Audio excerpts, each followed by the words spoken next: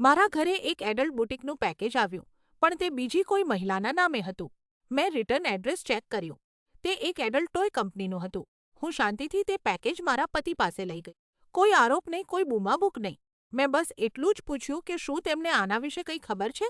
તેમનો જવાબ તરત જ આવ્યો અને તે ખૂબ જ ડિફેન્સિવ હતો. તેઓ મૂંઝાયેલા દેખાયા નહીં.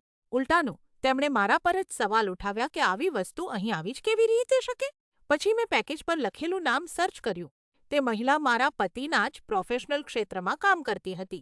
તે એ જ વિસ્તારમાં કામ કરતી હતી જ્યાં મારા પતિ વારંવાર જતા હતા. મારું દિલ બેસી ગયું. મારા પતિનો જૂઠું બોલવાનો ઇતિહાસ રહ્યો છે અને અચાનક બધી કડીઓ જોડાઈ રહી હતી. મને લાગ્યું કે મારી સાથે ગેસલાઇટિંગ થઈ રહી છે. હું આ વાતને જવા ન દઈ શકી.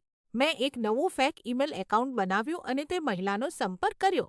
મને લાગ્યું કે મારી પાસે બધા પુરાવા છે. હું સત્ય જાણવા માટે તૈયાર હતી. પછી તેણે મને વળતો ઈમેલ કર્યો. જાણવા મળ્યું કે તે મારી શેરીમાં જ તેની માતાના ઘરે રહે છે. તેણે ભૂલથી એડ્રેસમાં એક આંકડો ખોટો લખી દીધો હતો. પેકેજ તેના અને તેના પતિ માટે હતું, જેથી તેઓ તેમના સંબંધોમાં થોડો રોમાંચ લાવી શકે. મેં માત્ર એક નાની ભૂલને કારણે એક નિર્દોષ અજાણી મહિલા પર મારા પતિ સાથેના સંબંધોનો આરોપ લગાવી દીધો હતો. અને મારા પતિ? તેઓ ડિફેન્સિવ હતા કારણ કે તેમનો સ્વભાવ જ આવો છે. મને લાગ્યું કે હું કેટલી મૂર્ખ હતી, પણ મારા લગ્નજીવનને આ જાગૃતિની ખૂબ જરૂર હતી.